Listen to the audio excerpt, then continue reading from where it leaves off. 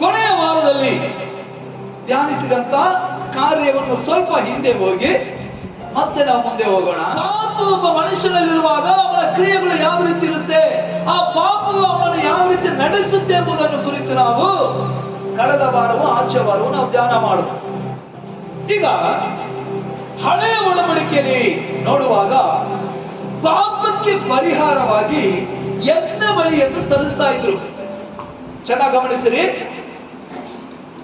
ಇವತ್ತಿನ ಸಂದೇಶದ ಪೀಠಿಕೆ, ನಾವು ದೇವರನ್ನು ಹುಡುಕುವುದೇ ಆದರೆ ದೇವರಿಂದ ನಮ್ಮ ಪಾಪಗಳು ಕ್ಷಮಿಸಲ್ಪಡುತ್ತದೆ.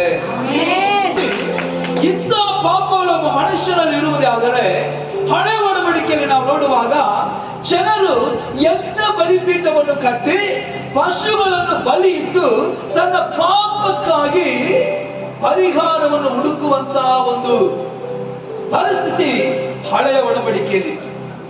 ಹಳೆಯ ಒಡಂಬಡಿಕೆಯ ಕಾರ್ಯದಲ್ಲಿ ಜನರು ಯಜ್ಞ ಬಲಿಯನ್ನು ಸಮರ್ಪಿಸಿ ತನ್ನ ಪಾಪಕ್ಕೆ ಅವರು ಪರಿಹಾರವನ್ನು ಹೊಂದಿಕೊಂಡರು. ಆದರೆ ಹೊಸ ಒಡಂಬಡಿಕೆಯಲ್ಲಿ ನೋಡುವಾಗ ಕರ್ತನಾದ ಯೇಸು ಸ್ವಾಮಿ ನಮ್ಮೆಲ್ಲರ ಪಾಪಕ್ಕಾಗಿ ಆತನೇ ಕುರಿಮರಿಯಾಗಿ ತನ್ನ ಸ್ವಂತ ರಕ್ತವನ್ನು ನಮಗೆ ಕೊಟ್ಟು ನಮ್ಮ ಪಾಪದಿಂದ ದೇವರನ್ನು ಮುಕ್ತಿಸಿದ್ದಾನೆ. ಹಾಗಾದ್ರೆ ನಾವು ಈ ಪಾಪದಿಂದ ಹೊರಗಡೆ ಬರಬೇಕಾದ್ರೆ ಏನ್ ಮಾಡಬೇಕು ಅಂದ್ರೆ, ಮೊದಲು ನಾವು ದೇವರನ್ನು ಹುಡುಕುವವರಾಗಿರಬೇಕು. ஆமென், அல்லேலூயா. தேவனை தேடாமல், தேவ சமூகத்துக்கு வராமல் இந்த பாவத்திலிருந்து நம்மை ஜெயித்துக் கொள்ள, விடுவித்துக் கொள்ள ஒரு காலம் முடியாது. அல்லேலூயா. ಏನ್ ಮಾಡಬೇಕು ಎಂಬುದಾಗಿ ಒಂದು 6 ಪಾಯಿಂಟ್ ಹೇಳಿ ಅದರಲ್ಲಿ ಒಂದು ಪಾಯಿಂಟ್ ಅನ್ನು ಕುರಿತು ನಾನು ಮಾತಾಡ್ತೇನೆ. ಬರ್ಕೊಳ್ರಿ. ನಾವು ಏನ್ ಮಾಡ್ಬೇಕು ಎಂಬುದನ್ನು ಕುರಿತು, ಈ ಪಾಪದಿಂದ ನಾವು ಹೊರಗಡೆ ಬರ್ಬೇಕಾದ್ರೆ ಏನ್ ಮಾಡ್ಬೇಕು. ನಾನು ಇವಾಗ ನಿಮಗೆ ಒಂದು 6 ಕಾರ್ಯವನ್ನು ನಾನು ನಿಮ್ಗೆ ಹೇಳ್ತೇನೆ. 6 ಕಾರ್ಯವು ಯಾವ ಮನುಷ್ಯನ ಸರಿಯಾಗಿ ಮಾಡ್ತಾನೋ ಅವನು ಇಂಥ ಪಾಪವನ್ನು ಜಯಿಸಲು ಸಾಧ್ಯ.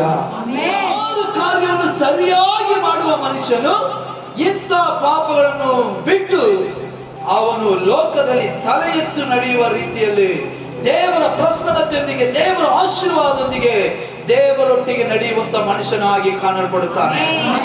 Hallelujah, hallelujah. ಒಂದನೇದು ದೇವರನ್ನು ಹುಡುಕುವುದು.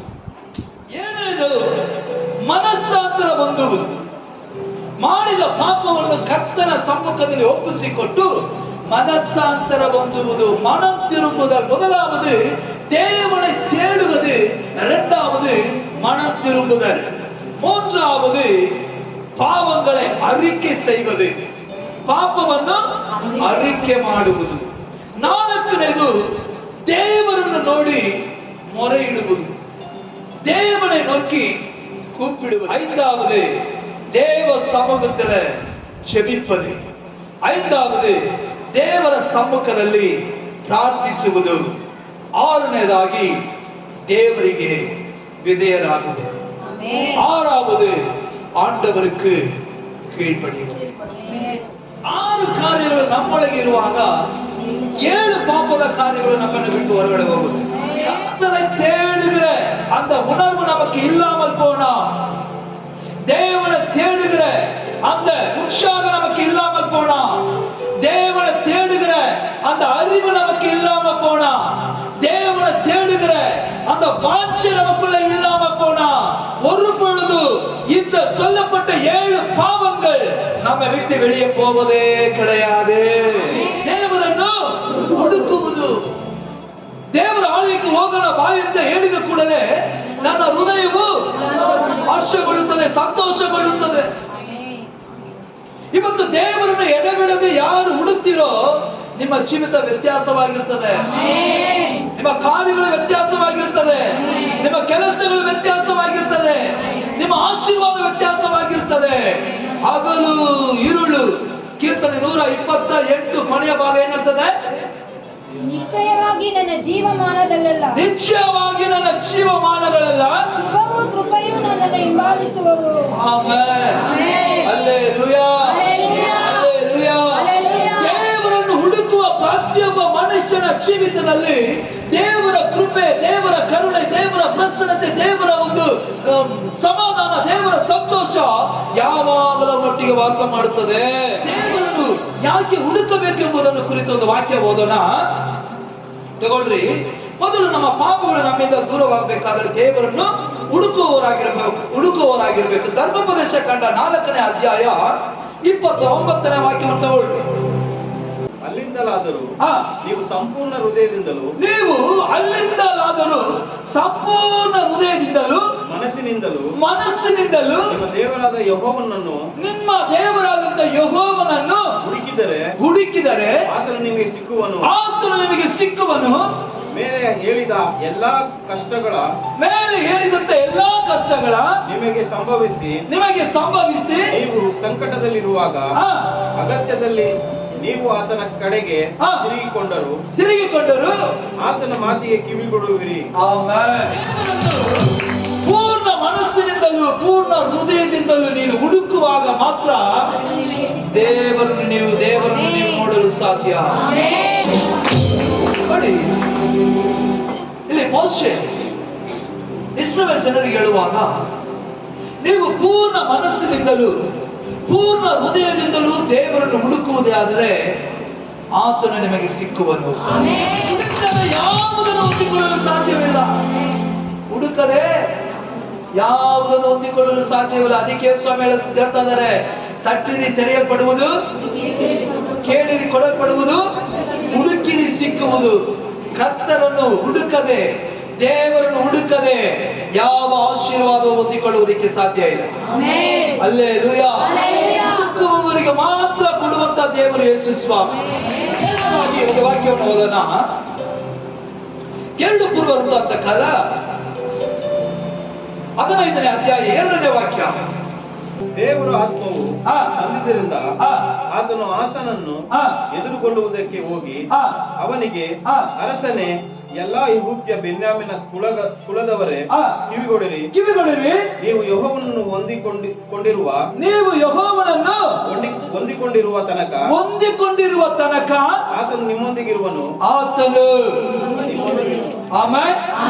ನೀವು ಯೆಹೋವನನ್ನು ಹೊಂದಿಕೊಂಡಿರುವ ತನಕ ಯೆಹೋವ ದೇವರು ನಿಮ್ಮೊಂದಿಗಿರ್ತಾನೆ. ಆಮೇಲೆ ನೀವು ಆತನನ್ನು ಹುಡುಕಿದರೆ ಏನ್ ಮಾಡ್ಬೇಕು? ಹುಡುಕಿದರೆ ನಿನಗೆ ಸಿಕ್ಕುವನು. ಆತನನ್ನು ನೀನು ಬಿಟ್ಟರೆ ಆತನು ನಿಮ್ಮನ್ನು ಬಿಟ್ಟು ಬಿಡುತ್ತಾನೆ. ವಾಕ್ಯವನ್ನು ಹಗಲು ಇರುಳು ಯಾವ ಮನುಷ್ಯ ಓದ್ತಾನೋ, ಹಗಲು ಇರುಳು ಯಾರು ಧ್ಯಾನ ಮಾಡ್ತಾರೋ, ಹಗಲು ಇರುಳು ಯಾರು ದೇವರನ್ನು ಹುಡುಕಿ ದೇವರ ಸಭೆಗೆ ಬರ್ತಾರೋ, ಹಗಲು ಇರುಳು ಅವರ ಗಮನದಲ್ಲಿ ಅವರ ಜ್ಞಾನದಲ್ಲಿ ಯಾವ ಮನುಷ್ಯನಿದ್ದಾನೋ ಅವನು ಮಾತ್ರ ಭಾಗ್ಯವಂತನ ಎಂಬುದಾಗಿ ದೇವರ ವಾಕ್ಯ ಹೇಳ್ತದೆ. ಹಲ್ಲೆಲೂಯಾ. ಸಭೆಗೆ ಬಂದವರೆಲ್ಲರೂ ಕೂಡ ಭಾಗ್ಯವಂತರಲ್ಲ. ரட்சிக்கப்பட்ட பின்பு எல்லா நீதிமான் கிடையாது. ரட்சிக்கப்பட்டோம் அப்படின்னு நம்ம எல்லாம் பாக்கியவான் அப்படின்னு கிடையாது. கர்த்தருக்கு பிரியமா இருக்கிறவங்க மட்டும்தான் தேவனுக்கு முன்பாக நீதிமானாகவும் பாக்கியவானாய் காணப்படுவார். அல்லேலூயா. ದೇವರನ್ನು ಹುಡುಕಬೇಕು. ತಾವೇನು ಹೇಳ್ತಾ ಇದ್ದಾನೆ, ಈ ಜಿಂಕೆ ಯಾವ ರೀತಿ ದಾಹವಾಗಿದೆಯೋ, ಜಿಂಕೆ ಯಾವ ರೀತಿ ನೀರಿಗಾಗಿ ಅಳದಾಡ್ತಾ ಇದೆಯೋ, ಜಿಂಕೆ ಯಾವ ರೀತಿ ನೀರು ಕುಡಿಬೇಕೆಂಬಂತ ಒಂದು ದಾಹದಲ್ಲಿ ಕಾದಿದೆಯೋ, ಅದೇ ರೀತಿಯಲ್ಲಿ ನನ್ನ ಆತ್ಮ ವಾರದಲ್ಲಿ ಒಂದು ದಿನ ಅಲ್ಲ ದೇವರೇ, ಪ್ರತಿ ದಿನ ಪ್ರತಿ ಕ್ಷಣ ನಿನ್ನ ಸಮ್ಮುಖವನ್ನು ಹುಡುಕಿ ನಿನ್ನ ಪ್ರಸನ್ನತೆಯನ್ನು ಹೊಂದಿಕೊಳ್ಳುವುದಕ್ಕೆ ನಾನು ದಾಹವಾಗಿದ್ದೇನೆ. ಕೆಟ್ಟ ಕುಮಾರನಿಗೆ ತಂದೆ ಏನ್ ಮಾಡಿದ್ರು? ಬೆಲೆಯುಳ್ಳ ವಸ್ತ್ರ, ಕೊಬ್ಬಿದ ಕರು, ಕೈಗಳೆಲ್ಲ ಚಿನ್ನದ ಉಂಗುರ, ಅವನಿಗೆ ಬೆಲೆಯುಳ್ಳ ವಸ್ತ್ರದ ಒಳಗೆ ಎಲ್ಲ ಬೆಳ್ಳಿ ಬಂಗಾರವನ್ನು ಹಾಕಿ ತನ್ನ ಮಗಳನ್ನು ಅಪ್ಪಿಕೊಂಡು ಆವತ್ತು ಆ ದೇಶದಲ್ಲಿ ಒಂದು ಹಬ್ಬವನ್ನೇ ತಂದೆ ಮಾಡಿದಂತೆ ತನ್ನ ಮಗನಿಗಾಗಿ. ಹಲ್ಲೆಲೂಯಾ. ನೋಡಿ, ಕೆಟ್ಟ ಕುಮಾರನು ತಂದೆಯನ್ನು ಹುಡುಕಿ ಬಂದ. ತಂದೆ ಮಗನನ್ನ ಹುಡುಕಿ ಹೋಗಿಲ್ಲ. ಚೆನ್ನಾಗಿ ತಿಳ್ಕೊಳ್ಳಿ. ಹಂದಿ ತಿನ್ನುವಂತ ಒಟ್ಟಿನೊಳಗೆ ಇದು ಕೂಡ ಸಿಕ್ಕದೆ ಕುಳಿತಿದ್ದಂತ ಕೆಟ್ಟ ಕುಮಾರನ ನೋಡಿ ತಂದೆ ಹುಡುಕಿ ಹೋಗಿ ಕರೆ ತಂದಿಲ್ಲ. ಇವನು ಮನಸ್ಸಾಂತರ ಹೊಂದಿ ತಂದೆಯನ್ನು ಹುಡುಕಿ ಬಂದಾಗ ತಂದೆ ಅವನಿಗೆ ಸಂಭ್ರಮವಾದ. ಇನ್ನೊಂದು ವಾಕ್ಯವನ್ನು ಕೂಡ ನಾವು ಓದೋಣ. ಅಪೊಸ್ತಲರ 15ನೇ ಅಧ್ಯಾಯ 16ನೇ ವಾಕ್ಯ ಓದಪ್ಪ. ಮನುಷ್ಯ ಜಾತಿಯು ಹಾ ಉಳಿದ ಜನಗಳು ಹಾ. ಅಂದರೆ ದೇವ ಜನರೆನಿಸಿಕೊಳ್ಳುವ ದೇವ ಜನರು ಎನಿಸಿಕೊಳ್ಳುವ ಸಕಲ ಜನಾಂಗಗಳು ಸಕಲ ಜನಾಂಗಗಳು ಕರ್ತನನ್ನು ಹುಡುಕುವವರಾಗಿರಬೇಕೆಂದು ಹುಡುಕುವರಾಗಿರಬೇಕೆಂದು ಆದಿಯಿಂದ ಈ ಕಾರ್ಯವನ್ನು ಹಾ ತಿಳಿಯಪಡಿಸುವ ಕರ್ತನು ನುಡಿಯುತ್ತಾನೆ. ಆಮೆನ್. ಕರ್ತನನ್ನು ಹುಡುಕುವ ಜನರಾಗಿರಬೇಕೆಂಬುದನ್ನು ದೇವರು ಆದಿಯಿಂದ ಈ ಕಾರ್ಯವನ್ನು ತಿಳಿಯಪಡಿಸ್ತಾ ಇದ್ದಾನೆ. ಆಮೆನ್. ವಾಸಿங்க எப்படியெனில் ஆ. மற்ற மனுஷரும் என்னுடைய நாமம் தரிக்கப்படும் சகல ஜாதிகளும் கர்த்தரை தேடும்படிக்கு நான் இதற்கு பின்பு திரும்பி வந்து விழுந்து போன தாவீதின் கூடாரத்தை மறுபடியும் எடுப்பித்து ஆ. அதிலே பழுதாய் போனவர்களை ஆ. மறுபடியும் சீர்படுத்தி ஆ. அதை செவ்வையாக நிறுத்துவேன் என்று. ஆமென். கெட்டு போனதை சீர்குலைந்து போனதை மறுபடியும் நான் என்ன செய்வேன்? சரிபடுத்தி அதை கட்டுவேன் என்று கர்த்தர் சொல்லுகிறார். ಹಲ್ಲೆಲೂಯಾ. ನೋಡಿ, ನನ್ನ ಹೆಸರನ್ನು ಧರಿಸಿಕೊಂಡಂತ ನನ್ನ ಜನರು ನನ್ನನ್ನು ಹುಡುಕಲಿ ಎಂಬುದಾಗಿ ದೇವರ ವಾಕ್ಯ ಹೇಳ್ತದೆ. ದೇವರ ಮಕ್ಕಳೇ ಚೆನ್ನಾಗಿ ತಿಳ್ಕೊಳ್ಳಿ, ದೇವರ ಕಾರ್ಯವನ್ನು ದೇವರನ್ನು ಹುಡುಕುವುದನ್ನು ಅಸಡ್ಡೆಯಾಗಿ ಎಣಿಸುವ ಮನುಷ್ಯನು ಶಾಪಗ್ರಸ್ತನು. ದೇವರನ್ನು ಹುಡುಕದೆ ಯಾವ ಕಾರ್ಯವನ್ನು ನಿನ್ನ ಜೀವಿತದಲ್ಲಿ ಉದ್ಧಾರ ಆಗಲ್ಲ. ದೇವರನ್ನು ಹುಡುಕದೆ ಯಾವ ಆಶೀರ್ವಾದವು ನಿನ್ನ ಕುಟುಂಬದಲ್ಲಿ ಬರಲ್ಲ. ದೇವರನ್ನು ಹುಡುಕದೆ ನೀನು ಎಷ್ಟು ಪ್ರಯಾಸ ಪಟ್ಟು ಕಷ್ಟಪಟ್ಟು ಕೆಲಸ ಮಾಡಿದರು ನಿನ್ನ ಕೈಯಿನ ಪ್ರಯಾಸ ಆಶೀರ್ವಾದ ಒಂದಲ್ಲ. ದೇವರನ್ನು ಹುಡುಕು. ಅದಕ್ಕೆ ದೇವರ ವಾಕ್ಯ ಹೇಳ್ತದೆ, ಮೊದಲು ದೇವರ ರಾಜ್ಯವನ್ನು ಹುಡುಕು, ನಿನಗೆ ಬೇಕಾದ ಎಲ್ಲವೂ ನಾನು